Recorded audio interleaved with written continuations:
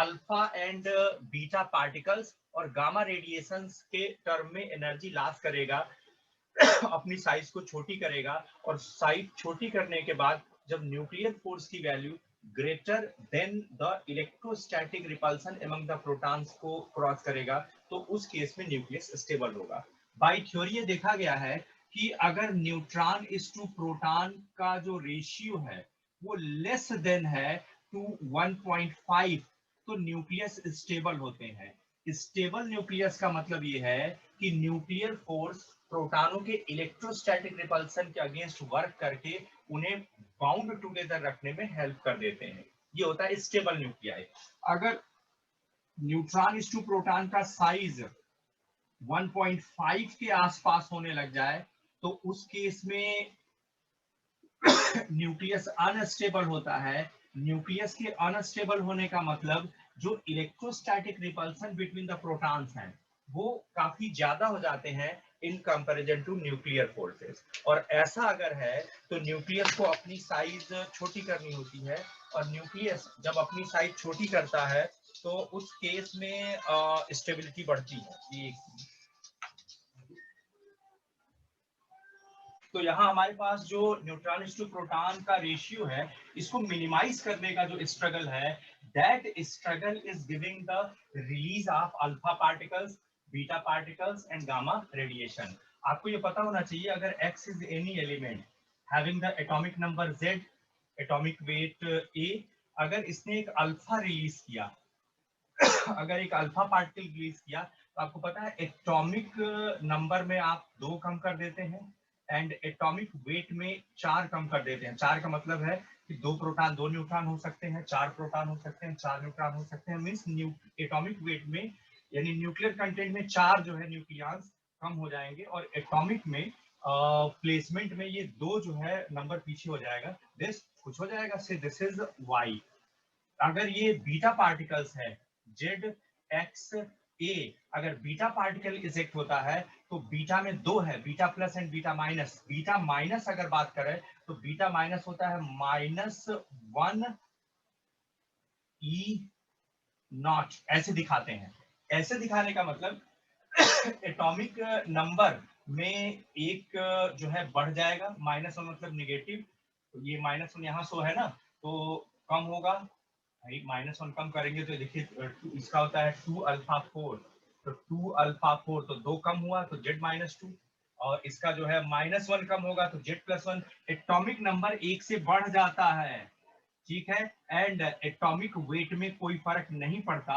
क्यों? क्योंकि nuclear content नहीं है। तो आगे चल के ये भी डिस्कस होगा कि इलेक्ट्रॉन जब न्यूक्लियर कंटेंट नहीं है तो न्यूक्लियस स्टेबिलिटी के लिए जब स्ट्रगल कर रहा होता है तो फिर बीटा इमिशन क्यों हो जाता है? जब बीटा का मतलब इलेक्ट्रॉन न्यूक्लियर कंटेंट है ही नहीं तो उस केस में इसको जो है इसका इमिशन कहां से हुआ?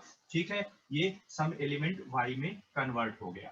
ठीक है, अगर ये बीटा प्लस होता जेड एक्स ए, ठीक है, this is beta plus positron को कहते हैं दिस, और ये हो जाएगा माइनस की जगह होता है +1 ई नॉट, ये होता है। सो इस केस में हमारे पास हो जाएगा 1 की कमी हो जाएगी, ये हो जाएगा z-1, एटॉमिक वेट में कोई फर्क नहीं पड़ता, and some new element y में कन्वर्ट हो जाएगा। यानी न्यूक्लियर कॉन्फ़िगरेशन चेंज होंगे, न्यूक्लियर कॉन्फ़िगरेशन चेंज होते ही न्यू एलिमेंट में रिप्लेसमेंट हो जाएगा। ये वाई सब सेम नहीं है, सब अलग अलग हैं। ये जेड रहा होगा तो z-2 है, ये जेड है तो z+1 है, ये सब एलिमेंट अलग अलग हैं। तो यहाँ न्यूक्लियस स्टेबिलिटी के लिए स्ट्रगल करता है, अपने न्यूट्रॉन प्रोटॉन न्यूक्लियॉन्स के नंबर को मैनेज करता है। अगर N/P का रेशियो लेस देन 1.5 हो गया तो स्टेबल हो जाएगा। मान लेते हैं मैं कहता कि 7 N14 स्टेबल और अनस्टेबल, तो आप नंबर ऑफ प्रोटॉन चेक कर लीजिए, नंबर ऑफ प्रोटॉन है 7, 14 - 7 हो जाएगा नंबर ऑफ न्यूट्रॉन, तो ये हो जाएगा नंबर ऑफ न्यूट्रॉन्स। अभी अगर आप न्यूट्रॉन टू प्रोटॉन का रेशियो चेक करें तो न्यूट्रॉन टू प्रोटॉन का रेशियो आएगा 1, means N/P less than 1.5, so this nucleus is much stable, ये रेडियो एक्टिव डिसइंटीग्रेशन शो नहीं करेगा। तो इस तरीके से हम सिर्फ ये कह रहे हैं कि न्यूक्लियस में अगर neutron to proton ratio less than 1.5 हो जाए, मींस न्यूक्लियस छोटा हो जाए, तो वो nucleus electrostatic force between the protons के अगेंस्ट न्यूक्लियर फोर्स से वर्क करवा लेगा और उन न्यूक्लियॉन्स को with in nucleus strongly bound together रखेगा। इस प्रोसेस में एक स्टेबल न्यूक्लियस फॉर्म होगा। लेकिन अगर ऐसा नहीं हुआ तो इस केस में alpha particle, beta particle and gamma radiation, gamma actually में एनर्जी पैकेट है, गामा अगर रिलीज होता है किसी एलिमेंट से तो कोई कॉन्फ़िगरेशन में चेंज नहीं आता। जेड एक्स ए,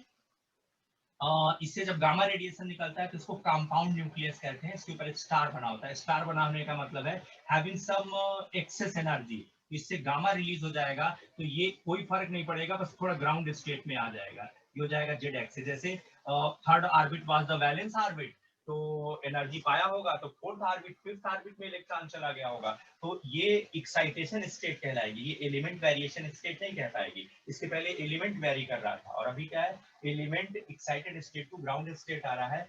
अकॉर्डिंगली उसका जो न्यूक्लियस है वो स्टेबिलिटी मोड में सेटल हो रहा है, तो गामा रेडिएशन इजेक्ट आउट होगा। तो ये अब हम लोग को यहाँ ये देखना है कि जो रेडियो एक्टिव डिसइंटीग्रेशन होता है, मीन्स क्या है radio active disintegration, nucleus nuclear content को के इंटरेक्शन को मिनिमाइज करने के लिए कॉन्टिन्यूअस एफर्ट करता है। इस प्रोसेस में alpha and beta particles release करता है from the nucleus and gamma radiation, so that एक स्टेबिलिटी या एक स्टेबल स्ट्रक्चर या एक लो स्टेट ग्राउंड स्टेट में जा सके और ये अपनी प्रॉपर्टी को मेंटेन कर सके। इसको हम रेडियो एक्टिविटी कहते हैं। बुक में सीधे सीधे दिया है releasing of alpha and beta particles with gamma radiation is the radio activity. तो रेडियो एक्टिविटी एक मेथड है जिसमें न्यूक्लियस अपने स्टेबिलिटी के लिए स्ट्रगल करता है और अपने न्यूट्रॉन टू प्रोटॉन रेशियो को लेस देन 1.5 पर मेंटेन करने की कोशिश करता है। इस प्रोसेस को हम रेडियो एक्टिविटी कहते हैं। रेडियो एक्टिविटी में इनको न्यूक्लियर रिएक्शंस कहते हैं। आपको जो प्रिंटेड दिया गया है या अभी मैंने जो पोस्ट किया है लेक्चर, प्रिंटेड नोट्स पोस्ट किया है ओवर द व्हाट्सएप, उसमें आपको ये इस तरह से रिएक्शंस मिलेंगे जिसमें कभी अल्फा निकल गया है, कभी बीटा माइनस निकल गया है, कभी बीटा प्लस निकल गया है, कभी गामा निकल गया है और आपको नेक्स्ट एलिमेंट का atomic number and atomic weight बताना है। आ जाइए रेडियो एक्टिविटी मैथमेटिकल डिस्कशन। अगर हम मैथमेटिकल डिस्कशन में आए तो फर्स्ट जो इसका थ्योरेटिकल पार्ट है that is Rutherford and Soddy law. तो चलिए देखते हैं क्या है रदरफोर्ड एंड सोडिला।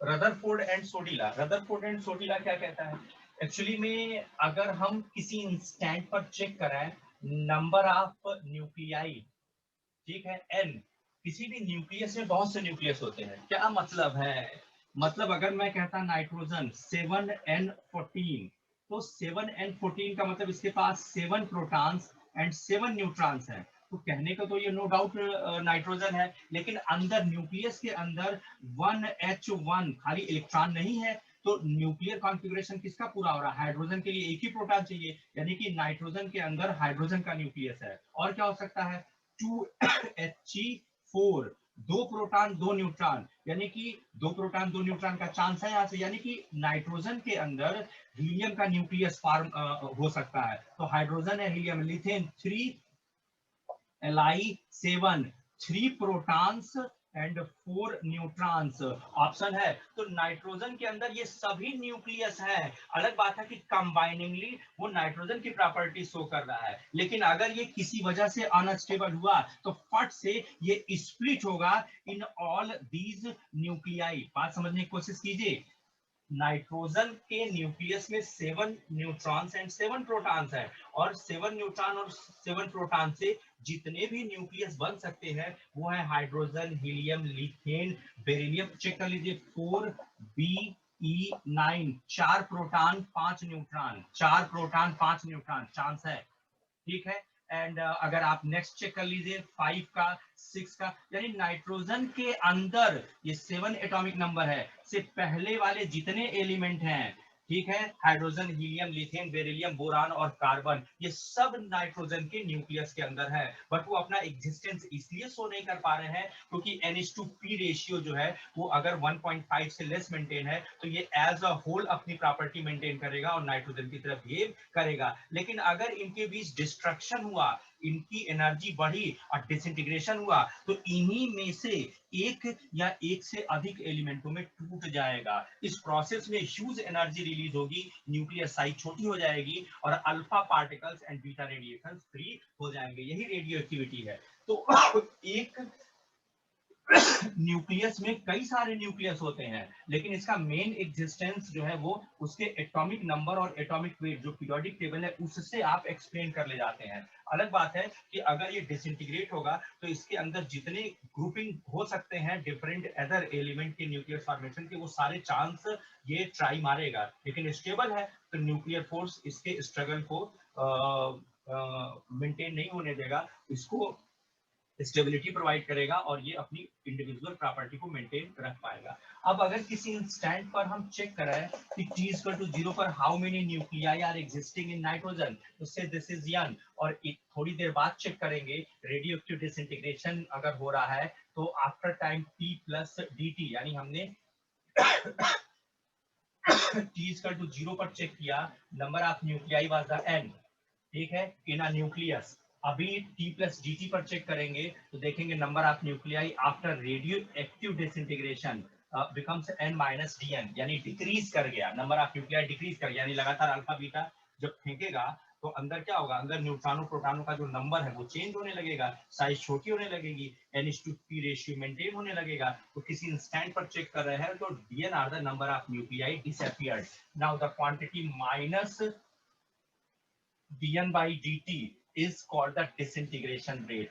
माइनस क्यों लगा है, dn number of nuclei disintegration decrease करेगा, जैसे जैसे टाइम बीतता जाएगा more and more nucleons group together होकर बाहर फेंकाएंगे, अंदर कंटेंट कम होता जाएगा, कंटेंट कम होता जाएगा तो डिसइंटीग्रेशन की रेट भी कम होती चली जाएगी। तो minus dn by dt is the disintegration rate, disintegration rate, disintegration rate. अच्छी बात है। अब जो ये डिसइंटीग्रेशन रेट है minus dn by dt, totally depending on the number of nuclei available, कितने न्यूक्लियस अवेलेबल है। जैसे नाइट्रोजन के अंदर देखें तो hydrogen, helium, lithium, beryllium, boron, carbon, इतने न्यूक्लियस इसके अंदर अवेलेबल है। वो अलग होके अपनी प्रॉपर्टी शो करना चाहते हैं, बट यहाँ न्यूक्लियर फोर्सेज एबल है to bound the neutrons and protons, so nitrogen अपनी प्रॉपर्टी शो कर पा रहा है। अभी माइनस dn बाई dt की अगर हम बात करें तो यहाँ हमारे पास प्रोपोर्शनल टू n हो गया। अभी अगर हम आगे बात करें तो हो जाएगा minus dn by dt is equal to, ये हो जाएगा लैम्डा, एंड एक प्रोपोर्शनैलिटी कांस्टेंट इंट्रोड्यूस कर दिए, इसको बोलते हैं decay constant.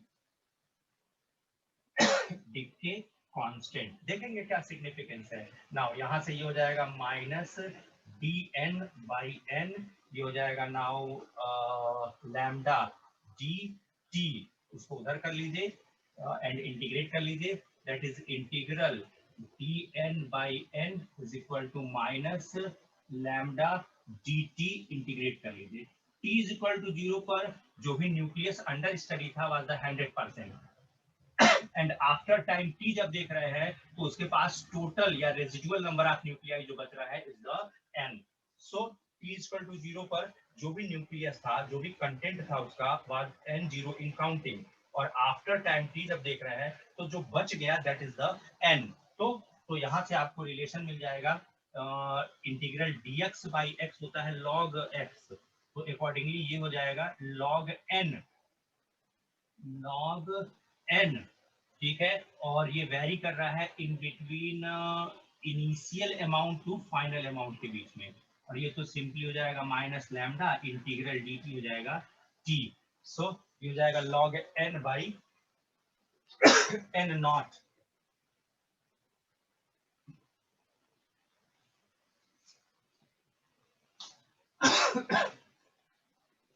log n by n naught, and this is the minus lambda p, ये बेस ई होता है लॉग में, लॉग स्केल से बाहर आना हो तो ये हो जाएगा e to the power minus lambda T is equal to n by n naught, e to the power minus lambda T is equal to n by n naught. यहाँ से हमें मिल रहा है n is equal to n zero e to the power minus lambda T. ये बता रहा है कि radioactive disintegration is of exponential disintegration. Exponential disintegration का मतलब जैसे लीनियर रिलेशन होता है, पैराबोलिक रिलेशन होता है, वैसे एक्सपोनेंशियल रिलेशन का मतलब होता है कि ये लॉगरिथमिक डिक्रीमेंट शो करेगा। आगे हम ग्राफ में देखेंगे, फिलहाल ये सिर्फ इतना बता रहा है कि if n0 was the initial number of nuclei, then after time t the residual number of nuclei will be the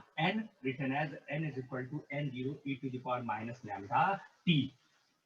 अगर हम यहाँ डिफाइन करें तो दो टाइम हम डिफाइन करते हैं, एक हाफ लाइफ टाइम डिफाइन करते हैं और एक मीन लाइफ टाइम डिफाइन करते हैं। ये मोस्टली पूछा जाता है कि what is the meaning of mean life time and what is the meaning of half life time and how they are interrelated. तो यहाँ अगर हम ये कहते कि किसी भी न्यूक्लियर कंटेंट को, किसी भी न्यूक्लियस में जितने भी न्यूट्रॉन एंड प्रोटॉन है से they are n0 in initially, तो हाफ ऑफ द न्यूक्लियाई होने में जितना टाइम लगेगा उस टाइम को हाफ लाइफ टाइम कहते हैं, इसको टी हाफ से डिनोट करते हैं। यानी one half life time is the time in which the radioactive nuclei becomes half of its present value। मास में हाफ हो जाएगा या नंबर में हाफ हो जाएगा, यानी हाफ हो जाएगा। तो half of the nuclei disintegrate होने का टाइम जो होता है उसको वन हाफ लाइफ टाइम कहते हैं। ठीक है, तो आप ऐसे सोचो ना, अगर मैं कहता one half life time is past,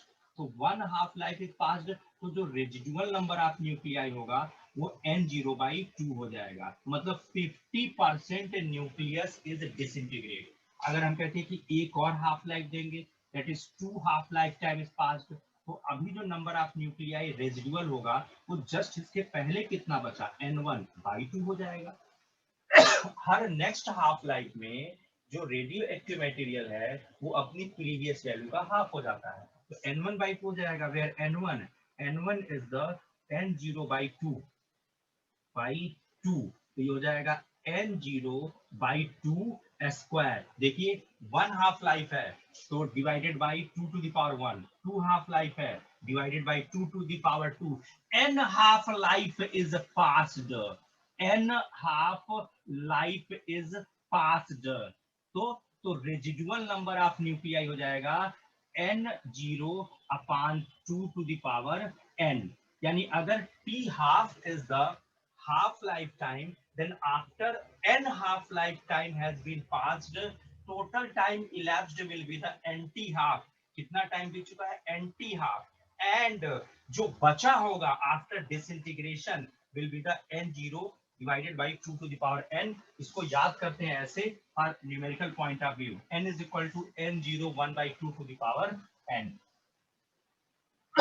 means जो नंबर ऑफ न्यूक्लियाई बचा हुआ है that will be the n0 1/2 to the power n। For example अगर हम पोलोनियम की बात करें, पोलोनियम, रेडियम, ठीक है, यूरेनियम, तो ये सब क्या होते हैं, ये सब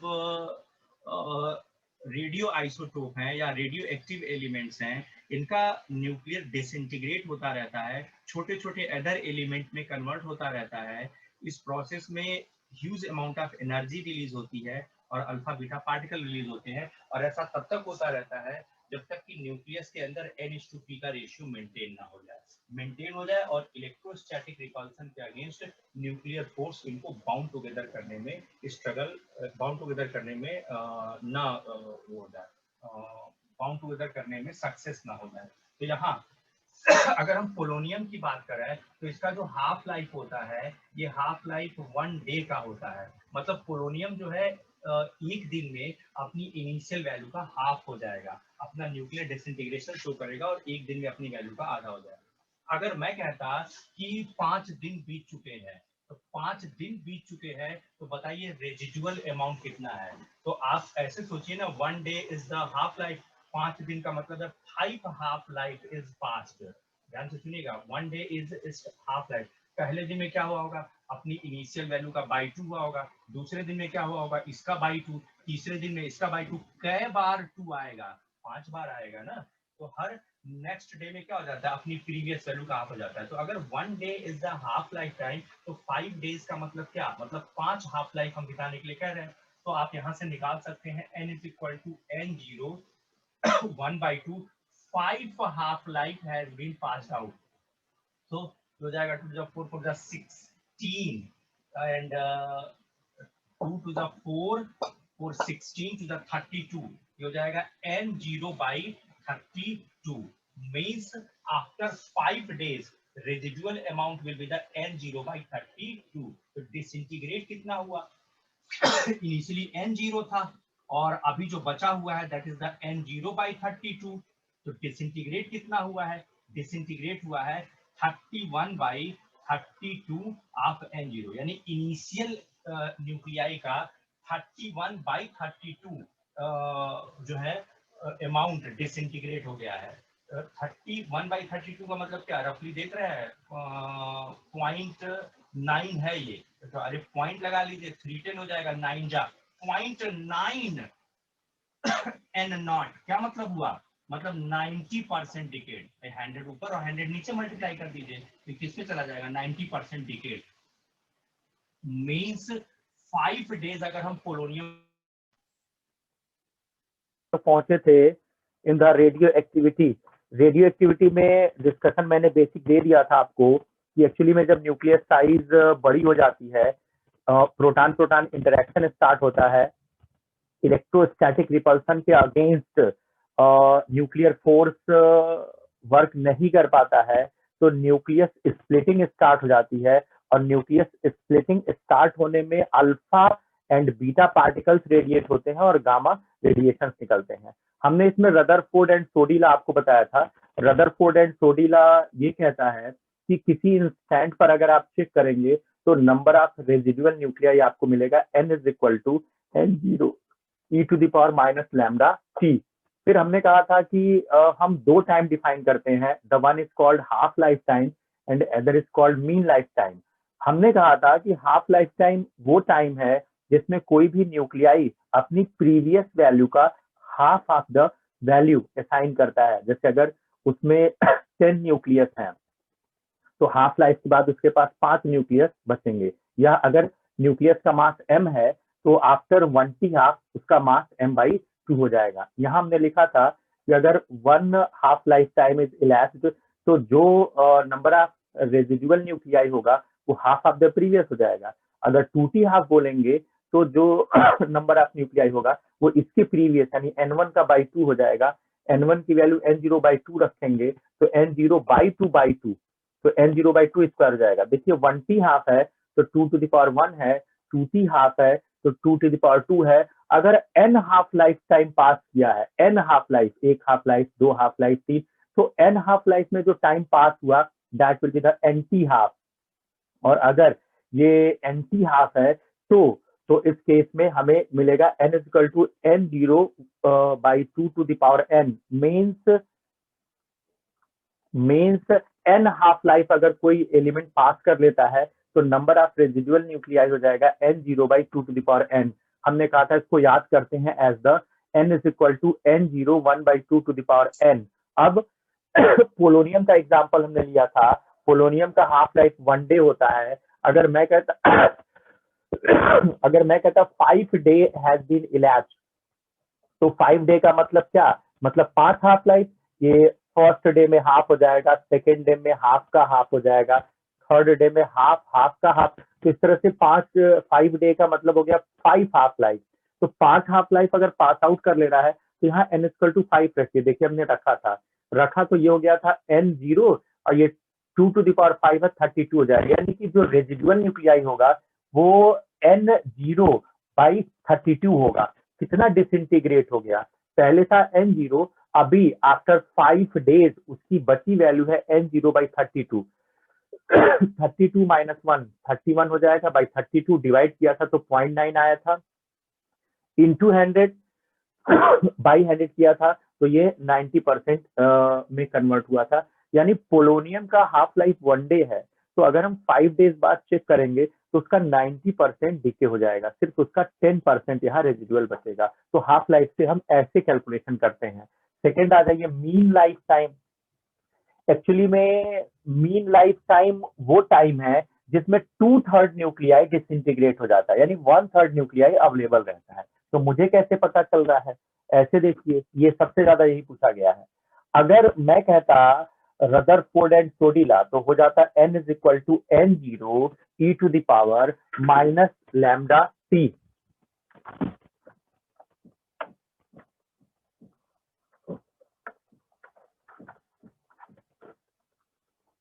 अगर n is equal to n0 e to the power minus lambda t है तो let us put t is equal to 1 by lambda. अगर हम 1 बाई लैम्डा पुट करें तो n is equal to n0 e to the power minus lambda and t is now 1 by lambda. Now ये हो जाएगा n0 e to the power minus 1, n0 e to the power minus 1, that is n0 by e, where e is in reality it is the 2.7, but in radioactivity it is written as 3, कोई खास फर्क नहीं पड़ेगा, that is n0 by 3. 1 by lambda is the time in which 1/3 of the nuclei are available. This is the available nuclei, 1/3. अगर available nuclei 1/3 है तो disintegrated nuclei कितना हो जाएगा? डिसइंटीग्रेटेड न्यूक्लियाई इनिशियली था n0, अभी मिल रहा है n0 by 3, तो डिसअपियर्ड कितना हो जाएगा? 2 by 3n0, that is 66%. means 1 by lambda is the time in which 66% of the nuclei disintegrates. means 66% disintegrate हुआ तो 33% रेजिडुअल रहा। देखिए 1/3 होता है 33%, तो 1 by lambda is called the mean life time. means mean lifetime tau is defined as 1 by lambda, and this is the time in which the residual nuclei remains 1/3 of the total nuclei, means 2/3 of the nuclei disintegrate. अक्सर पूछता है establish a relation between the mean lifetime and half lifetime. तो देख लीजिए, अगर हम mean lifetime और half lifetime में रिलेशन लेना चाहते हैं तो चलिए वापस चलते हैं रदरफोर्ड एंड सोडिला में। मीन्स हम लोगों ने हाफ लाइफ टाइम डिफाइन कर लिया, मीन लाइफ टाइम डिफाइन कर लिया। मीन लाइफ टाइम होता है टाउ और इसकी वैल्यू होती है 1 बाई लैम्डा, और ये बताता है कि 1/3 न्यूक्लियाई अवेलेबल रह जाएगा after a 1 mean life time. जबकि अगर मैं यही टाइम हाफ लाइफ टाइम बोलता तो हाफ लाइफ टाइम में जो नंबर ऑफ रेजिडुअल न्यूक्लियाई होता है वो 50% ऑफ द टोटल होता है। 50% डिकेज हो जाता है, 50% रेजिडुअल होता है। इसमें 2/3 डिकेज हो जाता है, 1/3 रेजिडुअल रहता है। अब पूछ रहे हैं मीन लाइफ और हाफ लाइफ में रिलेशन क्या होगा। तो रिलेशन के लिए, यानी कि relation between the mean half life, mean life time and half life time, तो आप यहां से देख सकते हैं since n is equal to n0 e to the power minus lambda t, ठीक है। यहाँ आपको पता है कि if t is equal to 1t half तो implies that n becomes half of the previous value, 50% residual रह जाएगा। उठा के इसको रदरफोर्ड एंड सोडी में हम पुट कर देते हैं। अगर पुट कर दें तो ये हो जाएगा n0 by 2 is equal to n0 e to the power minus lambda, this becomes the t half. now n0 cancel, ये हो गया 1 by 2, रिवर्स कर दीजिए, ये हो जाएगा 2, ये हो जाएगा e to the power plus lambda t half, ठीक है। नाउ लॉग ले लीजिए दोनों तरफ, ये हो जाएगा log 2 is equal to lambda t half log e। Base अगर हम e ही रहने देते तो log e बेस e 1 होता है this, और ये हो जाएगा log 2 बेस e। यहां से आपको लैम्डा की वैल्यू मिल जाएगी 1 by T half log 2 base E, log 2 base E को रिप्लेस करें अगर वैल्यू से तो ये आता है 0.6932 अपान ये हो जाएगा T हाफ। इस पे भी बहुत से न्यूमेरिकल आते हैं। डीके कांस्टेंट की वैल्यू अक्सर पूछता है निकालने के लिए, तो डीके कांस्टेंट की वैल्यू होती है 0.6932 अपान T हाफ। तो यहाँ से आपको डीके कांस्टेंट की वैल्यू मिल रही है as the 0.6932 upon T half. इसको रिवर्स कर दीजिए, या आप चाहिए तो लैम्डा की जगह आप रख दीजिए lambda is the 1 upon tau, क्योंकि मीन लाइफ और हाफ लाइफ में चाहिए था, तो 1 by lambda was the tau, तो lambda will be the 1 upon tau. तो यहाँ लैम्डा की जगह 1 अपान टाउ रख दीजिए।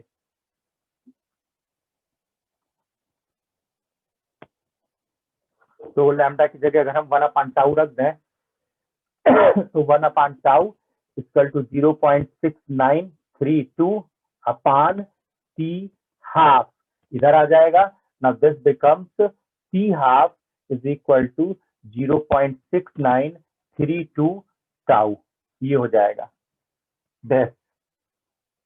ठीक है, और इसको इधर कर दीजिए, ये हो जाएगा टी हाफ अपान 0.6932, तो ये हो जाएगा टाउ।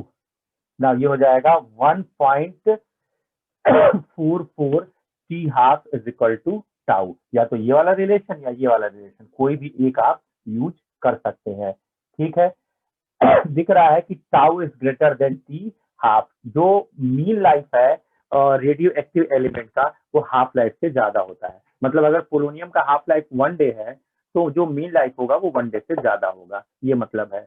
आ जाइए last, carbon dating. Carbon dating क्या है?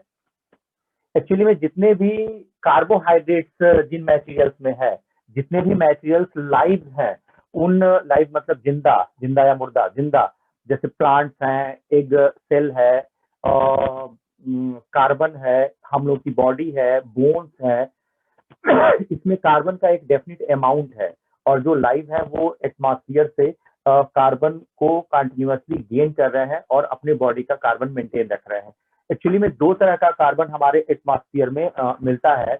एक कार्बन है कार्बन रेडियो आइसोटोप 6C14, और एक कार्बन है 6C12 जो पीरियोडिक टेबल वाला है। तो यहाँ हमारे पास जो कार्बन है, अगर हम देखें तो अपर एटमॉस्फेयर में जो नाइट्रोजन है N7N14, इसके ऊपर न्यूट्रॉन की बम्बार्डमेंट होती है कॉस्मिक रेज के थ्रू।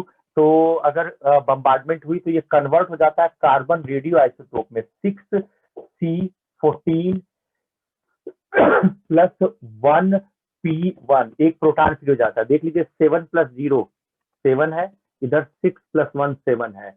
एटॉमिक नंबर इधर, एटॉमिक नंबर इधर मैच कर रहा है। 14 and 1 15, 14 and 1 15। इसको न्यूक्लियर रिएक्शन बोलते हैं। क्यों न्यूक्लियर रिएक्शन बोल रहे हैं? नाइट्रोजन के का स्ट्रक्चर चेंज हो रहा है, न्यूक्लियर स्ट्रक्चर तो कार्बन में कन्वर्ट हो जा रहा है। आपको इस एग्जाम में आता है कि एक को ये उड़ा देगा, यहाँ एक्स कर देगा, और आपको उसका एटॉमिक नंबर, एटॉमिक वेट लिखना रहेगा। तो यहाँ नाइट्रोजन पर न्यूट्रॉन की बम्बार्ड हुई है, कॉन्फ़िगरेशन चेंज हुआ है नाइट्रोजन का, कार्बन बन गया है एंड एक प्रोटॉन फ्री हुआ है। ये कार्बन रेडियो आइसोटोप है और इसका हाफ लाइफ टाइम 5568 ईयर होता है, एग्जाम में आपको दिया जाता है। ये हो गया कार्बन रेडियो आइसोटोप, आइसोटोप। तो कार्बन रेडियो आइसोटोप, इसकी जो हाफ लाइफ है वो 5568 ईयर, ये रियल है। अगर रफली बोले तो 6000 ईयर इसका हाफ लाइफ है। मतलब ये 6000 साल में डिके करेगा and it's half half value हो जाएगा। अगर कोई भी एलिमेंट जिंदा है तो उसमें 6C14 मेंटेन रहेगा 100%। क्यों? क्योंकि वो एटमॉस्फेयर से कार्बन गेन कर रहा है। लेकिन अगर उसकी डेथ हो गई तो हर 6000 साल में उसमें जो कार्बन होगा 6C14 वो अपनी वैल्यू का 50% हो जाएगा। और अगर 6000 साल बीता तो 50 का हाफ यानी 25% हो जाएगा। By calculating the decaying amount of carbon radio isotope हम किसी भी एलिमेंट के एज का कैलकुलेशन कर सकते हैं। हम एग्जांपल दे रहे हैं। उससे पहले 6C14 6000 साल में जब डिसइंटीग्रेट होगा to its half of the value, तो उसका डिसइंटीग्रेशन इक्वेशन कुछ ऐसा होगा, 6C14 is going to disintegrate, convert हो जाएगा 7N14 में और एक इलेक्ट्रॉन फ्री करेगा। ये भी न्यूक्लियर रिएक्शन है क्योंकि कार्बन नाइट्रोजन में कन्वर्ट हो गया। एंड देख लीजिए 7 - 1 6 हो गया और 14 + 0 14 है, 14 हो गया, मैच कर रहा है ये। यानी कि अपर एटमॉस्फेयर में नाइट्रोजन पर जब न्यूट्रॉन की बम्बार्डमेंट होती है तो कार्बन बनता है, कार्बन रेडियो आइसोटोप बनता है, और कार्बन रेडियो आइसोटोप 6000 साल में डिसइंटीग्रेट होके it's half of the value तक पहुंचता है, और जब ये डिसइंटीग्रेट होता है तो नाइट्रोजन बनता है और एक इलेक्ट्रॉन फ्री हो जाता है। अब एटमॉस्फेयर में दो तरह के कार्बन हो गए, 6C12 हो गया एंड 6C14 हो गया, दोनों ही ऑक्सीडाइज होके कॉमन कार्बन डाइऑक्साइड में कन्वर्ट हो जाते हैं। 6C12 ये हो गया O2 एंड ये 6C14 वाला हो गया, क्योंकि दोनों में कोई अंतर नहीं है देखने में और कंजम्पशन में। अलग बात है कि जब हम किसी भी एलिमेंट में इनका प्रोपोर्शन चेक करेंगे जो जिंदा है, तो 6C14 का अगर 10⁻14 मॉलिक्यूल आएगा तो उसमें एक मॉलिक्यूल 6C14 का भी होगा, यानी कार्बन का जो रियल है वो 10⁻14 एटम होगा, तो उसमें एक कार्बन रेडियो आइसोटोप भी होगा। अब अगर आप जिंदा हैं तो ये जो 1 है ये मेंटेन रहेगा, अगर आपको मरे हुए 6000 साल बीत चुके हैं तो इसकी वैल्यू 0.5 हो जाएगी, अगर आपको मरे हुए 12000 साल बीत चुके हैं तो 12000 साल का मतलब 6000 साल और, तो इसका आधा 0.25 यही काउंट कर लेते हैं। जैसे आज कोई जिंदा था और आज से एक हफ्ता बाद उसकी लाश मिली, तो जो 7 डेज का गैप है, इन 7 डेज में इसका डिसइंटीग्रेशन हो जाएगा। 6000 साल में आधा हो जाता है, पता है। तो अभी हम एडजस्ट कर ले रहे हैं कि 7 दिन में कितना डीके हो जाएगा, 15 दिन में कितना डीके हो जाएगा, या 1000 साल में कितना डीके हो जाएगा। हम अर्थ की एज की काउंटिंग जो है वो कार्बन में अवेलेबल 6C14 के अमाउंट से करते हैं। पहले जब वो जिंदा रहा हुआ, जैसे आज हमें एक सेल्स मिल रहे हैं, प्लांट्स मिल रहे हैं पुराने टाइम के, रॉक मिल रहा है, ठीक है, तो उसमें जो 6C14 की अवेलेबिलिटी है वो हम चेक करते हैं, क्योंकि आज जब वो मिला से हजारों साल पहले जब वो जिंदा था तो उसमें 6C14 की अवेलेबिलिटी 100% रही होगी, और आज जब वो मिल रहा है तो बीच में जितना टाइम बीत चुका है उस टाइम के अकॉर्डिंगली 6C14 का डिसइंटीग्रेशन हुआ होगा अकॉर्डिंग टू दिस इक्वेशन। तो जब डिसइंटीग्रेशन हुआ होगा तो हर 6000 साल, हमें हाफ लाइफ पता है कि 6000 साल में आधा हो जाना है, तो जो भी डिसइंटीग्रेशन हुआ होगा उससे हम एज की काउंटिंग कर सकते हैं। तो ये बात समझ में आनी चाहिए कि 6C14 एक रेडियो एक्टिव एलिमेंट है, एटमॉस्फेयर में अवेलेबल है, फूड के थ्रू या एटमॉस्फेयर के थ्रू आपके बोन में ये ट्रांसफर हो रहा है। 6C14 अगर रियल कार्बन एटम 10⁻14 इन नंबर है तो उसमें एक कार्बन रेडियो आइसोटोप होगा, और आपके डेड हो जाने या प्लांट के डेड हो जाने पर जो 6C14 है उसका डिसइंटीग्रेशन शुरू हो जाएगा। Bye counting the disintegration of 6C14 हम बता सकते हैं कि ये जो पर्सन होगा जो जिसमें आप काउंटिंग कर रहे हैं आफ्टर डेथ, वो कितने साल पहले या कितने दिन पहले जिंदा था। फॉर एग्जाम्पल, अगर हम इसको पहले फार्मूले में कन्वर्ट करें, या एग्जांपल ले लें, मान लेते हैं हमने काउंटिंग की और हमको दिख रहा है कि जो कार्बन रेडियो आइसोटोप है उसका जो नंबर ऑफ न्यूक्लियाई है that is the 0.125N0 means आज हमें कोई बोन मिली या कोई एक्सेल मिला और उसमें हमने 6C14 की काउंटिंग की तो काउंटिंग मिला 0.125N0 मतलब 12.5%। पहले तो जब आज से टी टाइम पहले जब वो जिंदा रहा होगा तो एन जो रहा होगा वाज द N0, ये रहा होगा, जब जिंदा था तो ये रहा होगा। आज टी टाइम बाद जब हमें वो मिला मरा हुआ तो उसमें जो काउंटिंग है number of nuclei of 6C14 की वाज द 0.125N0। तो आज से कितने साल पहले वो जिंदा था, जबकि हाफ लाइफ जो है ये बता रहे हैं, चलिए दे रहे हैं 6000 साल जो है वो हाफ लाइफ टाइम है ऑफ द 6C14।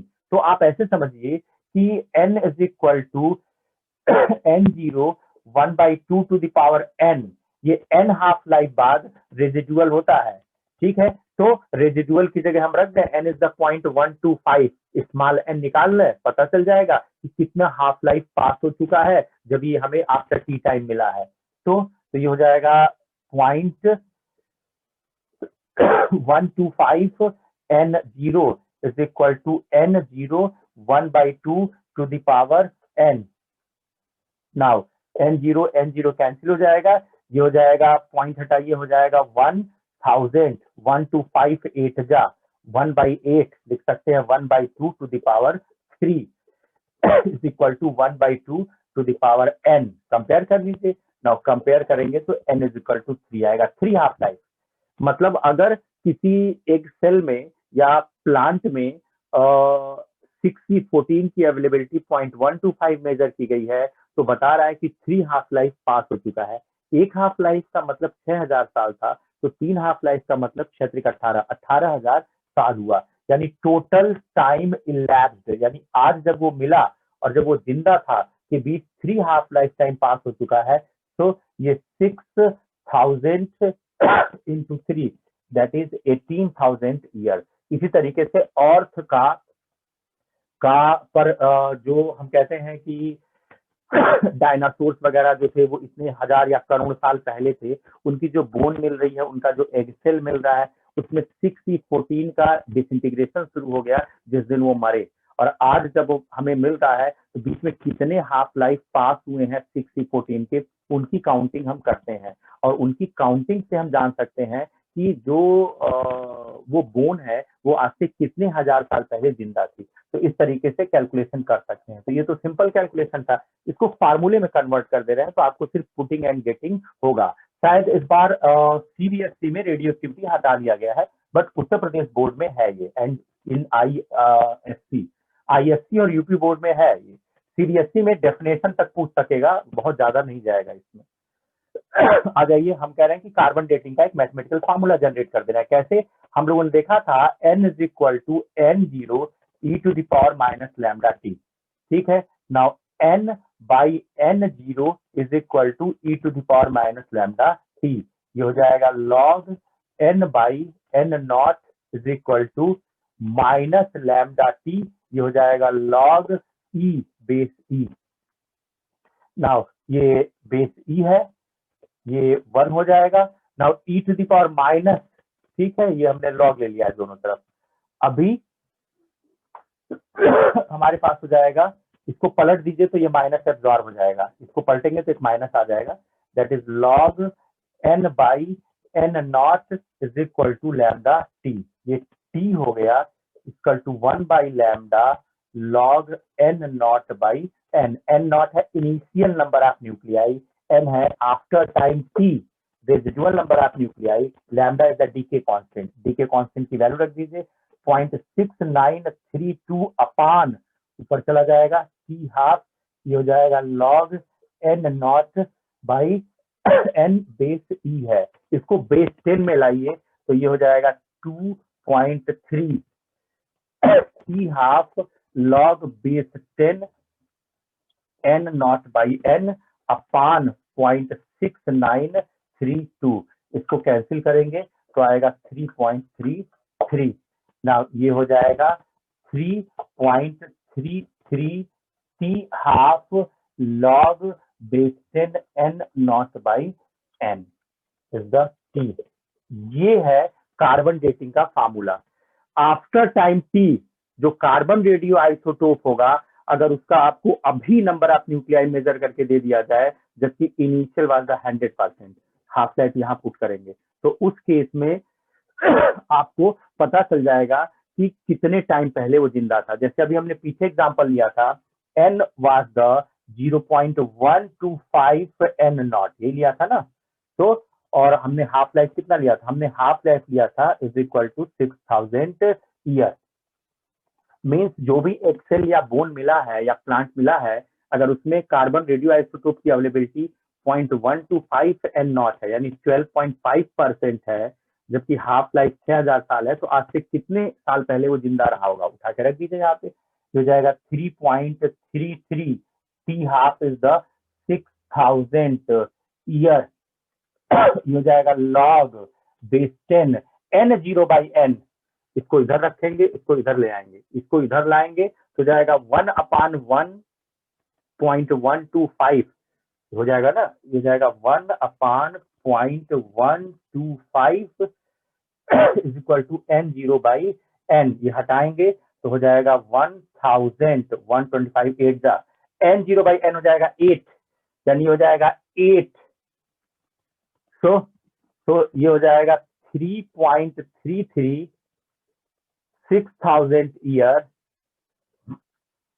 ठीक है, एंड ये हो जाएगा 2 क्यूब 3 log 2 3 log 2 3 log 2, ये हो जाएगा बेस 10 log 2 बेस 10 आपको वैल्यू दी जाएगी, मेरे ख्याल से 0.3010 होती है, तो यहाँ आप log 2 बेस 10 की वैल्यू रखेंगे, मुझे याद है, तो 0.3010 अगर है तो 3 3 9, ये रफली 1 के आसपास हो जाएगा, और जब ये मल्टीप्लाई करेंगे तो 6 3 18, फिर ये आपको मिल जाएगा 18 या 19,000 के आसपास मिलेगा, 18,000, थोड़ा ज्यादा ही मिलेगा, 19,000 के आसपास मिलेगा, 0.33 है ना, अगर ये सिर्फ 3 होता, अरे तो ये भी तो 0.33 9.9 ये भी है, और 6 ये है, 3.33 है, अप्रोक्सीमेट आपको 18,000 ईयर के आसपास मिलेगा, वहां भी हम लोगों ने निकाल के देखा था।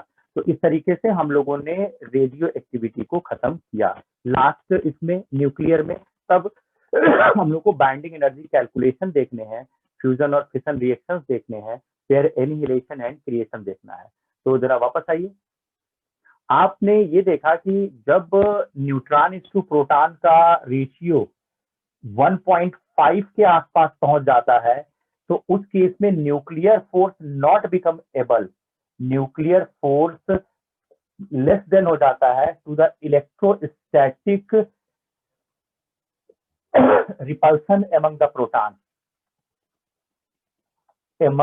प्रोटॉन, और अभी न्यूक्लियर डिसइंटीग्रेशन स्टार्ट हो जाता है। न्यूक्लियर डिसइंटीग्रेशन में सिर्फ 3 ही पार्टिकल निकलते हैं, alpha particle, beta particle, beta plus and beta minus, alpha, beta plus and beta minus. Alpha जो है वो 2He4 होता है, यानी 2 प्रोटॉन 2 न्यूट्रॉन का कंपोजिशन होता है। बीटा प्लस E प्लस कहलाता है, दैट इज पॉजिट्रॉन, और बीटा माइनस इलेक्ट्रॉन कहलाता है। पहला क्वेश्चन आता है बोर्ड में आपके कि जब इलेक्ट्रॉन का एंटी पार्टिकल पॉजिट्रॉन है, जब इलेक्ट्रॉन ही बीटा माइनस है, तो फिर इलेक्ट्रॉन को बीटा माइनस क्यों कह रहे हैं? एक्चुअली में न्यूक्लियस से जो इलेक्ट्रॉन थ्रो होते हैं उनका मास बहुत ज्यादा होता है। क्यों? क्योंकि इलेक्ट्रॉन का मास बहुत कम होता है, जब वो न्यूक्लियस से थ्रो किए जाते हैं तो हाई एनर्जी स्टेट में होते हैं, तो उनको अपनी वेलोसिटी बढ़ानी होती है, लेकिन जिनका मास कम होता है वो बहुत ज्यादा वेलोसिटी नहीं बढ़ा सकते। तो जब एक लिमिट से ज्यादा एनर्जी मिलती है तो वो अपनी वेलोसिटी नहीं बढ़ा पाते, और वेलोसिटी ना बढ़ा के अपना मास बढ़ा लेते हैं, इसको रिलेटिविस्टिक प्रॉब्लम कहते हैं।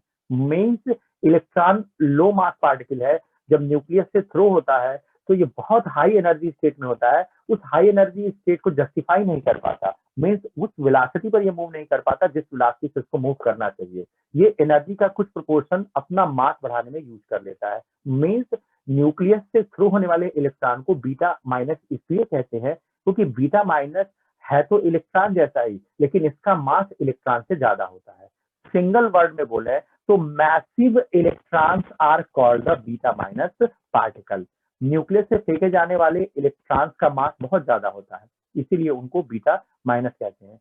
इसी तरह इलेक्ट्रॉन का एंटी पार्टिकल पॉजिट्रॉन होता है, लेकिन अगर ये न्यूक्लियस से इजेक्ट हुआ है तो मास थोड़ा ज्यादा होगा, इसीलिए इसको बीटा प्लस पार्टिकल कहते हैं। अब किसी भी न्यूक्लियस में या तो 2 प्रोटॉन और 2 न्यूट्रॉनों का ग्रुप इजेक्ट हो पाएगा, एक प्रोटॉन कभी नहीं निकल पाएगा, एक न्यूट्रॉन कभी नहीं निकल पाएगा, ठीक है। मतलब प्रोटियम, ड्यूटियम, ट्राइटियम एंड भाई 2He4 से नीचे जितने भी हैं वो कंपोज हो जाएंगे। जैसे कोई हैवी न्यूक्लियस है तो उसमें अल्फा पार्टिकल इजेक्ट होने का मतलब 2 प्रोटॉन और 2 न्यूट्रॉन की ग्रुपिंग होगी तब एक अल्फा बनेगा। तो इसके पहले कितने चांस बन रहे थे? सिर्फ एक प्रोटॉन नहीं फेंकाया, सिर्फ एक न्यूट्रॉन नहीं न्यूक्लियस से निकल पाया, ठीक है। एक प्रोटॉन एक न्यूट्रॉन हो सकता था, 2 प्रोटॉन एक न्यूट्रॉन हो सकता था, ठीक है, एंड 2 प्रोटॉन 2 न्यूट्रॉन तो अल्फा था ही, एक प्रोटॉन 2 न्यूट्रॉन हो सकता था। ये डिफरेंट कॉम्बिनेशन तैयार हो रहा है न्यूक्लियस के अंदर, लेकिन ये सब बाहर नहीं आए।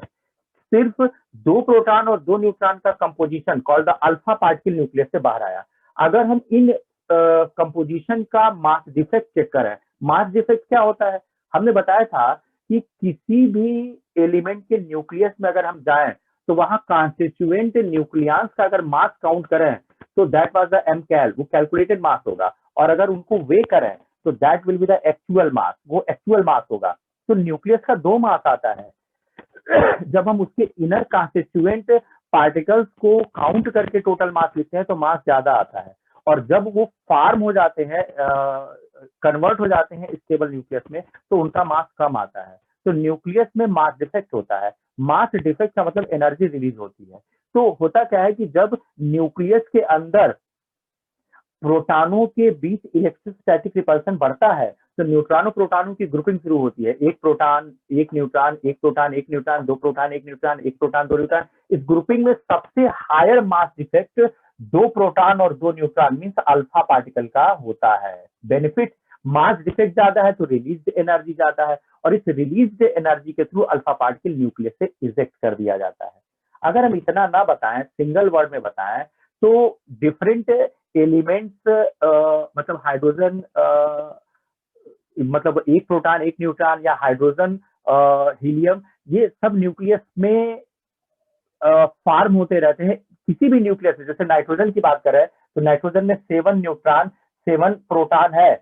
अब ये नाइट्रोजन की हमने बात की, अब इसके न्यूक्लियस में न्यूट्रॉनों प्रोटॉनों की ग्रुपिंग हो रही है। एक प्रोटॉन अकेले रहना चाहता है, एक न्यूट्रॉन अकेले रहना चाहता है, या एक प्रोटॉन एक न्यूट्रॉन ग्रुप बनाता है। जब इनकी ग्रुपिंग शुरू होगी, सिंगल प्रोटॉन सिंगल न्यूट्रॉन, एक प्रोटॉन की एक न्यूट्रॉन के साथ, 2 प्रोटॉन की एक न्यूट्रॉन के साथ, तो ये जिस एलिमेंट के न्यूक्लियस से मिल रहे हैं, hydrogen, helium, methane, beryllium, boron, वो एलिमेंट फॉर्म हो रहा है नाइट्रोजन के न्यूक्लियस में। अब ये इजेक्ट होना चाहते हैं, अगर ये बाहर निकलना चाहते हैं तो एक प्रोटॉन एक न्यूट्रॉन का मास हम निकाल लें, कितना है ऐड करें, टोटल मास पता चल गया, और ये जिस एलिमेंट का स्ट्रक्चर है उस एलिमेंट का एक्चुअल मास पीरियोडिक टेबल से देख लें, का difference will be the mass defect. उस मास डिफेक्ट की एनर्जी इनको न्यूक्लियस से उठा के बाहर फेंकेगी। तो न्यूक्लियस में सिर्फ एक ही एलिमेंट सर्वाइव करता है और वो है अल्फा पार्टिकल। सर्वाइव करता है मतलब जब कोई न्यूक्लियस जब किसी न्यूक्लियस की एनर्जी लिमिट से ज्यादा हो जाती है, लिमिट से ज्यादा होने का मतलब nuclear force electrostatic repulsion between the proton को मैनेज नहीं कर पाता है, तो डिफरेंट न्यूक्लियस की ग्रुपिंग स्टार्ट होती है। सिर्फ एक ग्रुपिंग 2 प्रोटॉन और 2 न्यूट्रॉन की ऐसी है कॉल्ड अल्फा पार्टिकल, जिसमें सबसे ज्यादा मास डिफेक्ट होता है, और इस मास डिफेक्ट के साथ ये न्यूक्लियस की बाउंड्री को ब्रेक करता हुआ बाहर आ जाता है। ठीक है। तो अल्फा पार्टिकल के इजेक्शन को एक्सप्लेन कर लिया गया बाय सेइंग दैट कि न्यूक्लियस के अनस्टेबल होने पर 2 प्रोटॉनों और 2 न्यूट्रॉनों की ग्रुपिंग से अल्फा पार्टिकल बनता है। अल्फा पार्टिकल का मास डिफेक्ट सबसे हाईएस्ट होता है।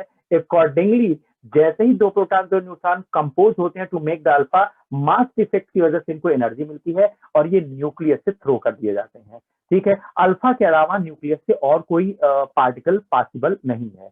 दूसरा डाउट आया कि जब न्यूक्लियस में इलेक्ट्रॉन होते ही नहीं है तो न्यूक्लियस स्टेबिलिटी के लिए इन इलेक्ट्रॉन्स को इजेक्ट क्यों करता है? इसका एक्सप्लेनेशन दिया पाउली ने, पाउलीज न्यूट्रिनो कॉन्सेप्ट।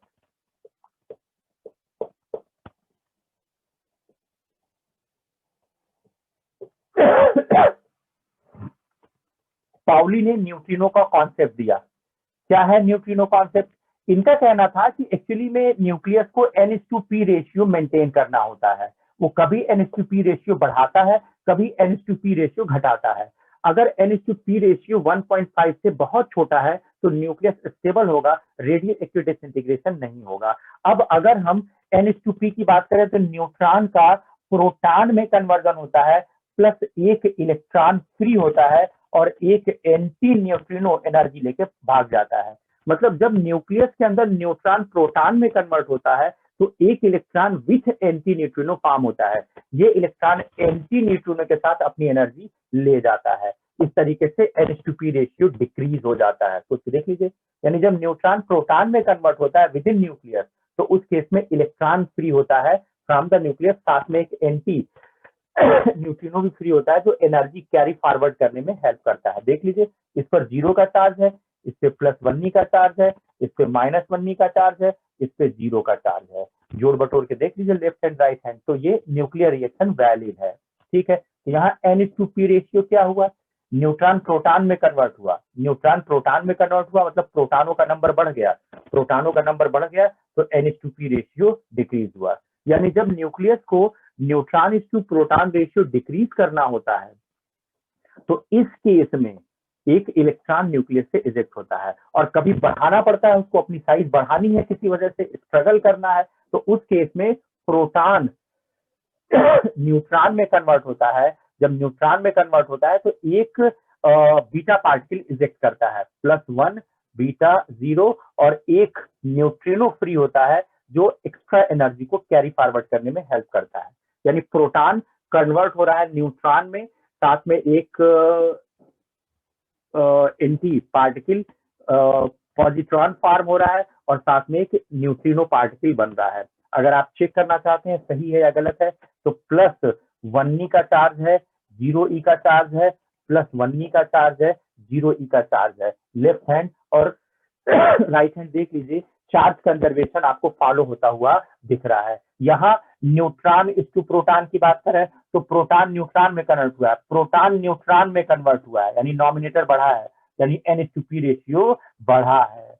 इसका मतलब है न्यूक्लियर डिसइंटीग्रेशन में न्यूक्लियर साइज को छोटा करने, न्यूक्लियर फोर्स को इलेक्ट्रोस्टैटिक रिपल्सन के अगेंस्ट वर्क कराने के लिए N/P रेशियो जब चेंज करना होता है तो या तो न्यूट्रॉन प्रोटॉन में कन्वर्ट होता है या प्रोटॉन न्यूट्रॉन में कन्वर्ट होता है। जब न्यूट्रॉन प्रोटॉन में कन्वर्ट होते हैं तो न्यूक्लियस से इलेक्ट्रॉन इजेक्ट होते हैं, और जब प्रोटॉन न्यूट्रॉन में कन्वर्ट होता है तो इस केस में पॉजिट्रॉन इजेक्ट होता है। तो इस तरीके से न्यूक्लियर डिसइंटीग्रेशन को फुल्ली एक्सप्लेन कर दिया गया on the basis of Pauli's neutrino concept.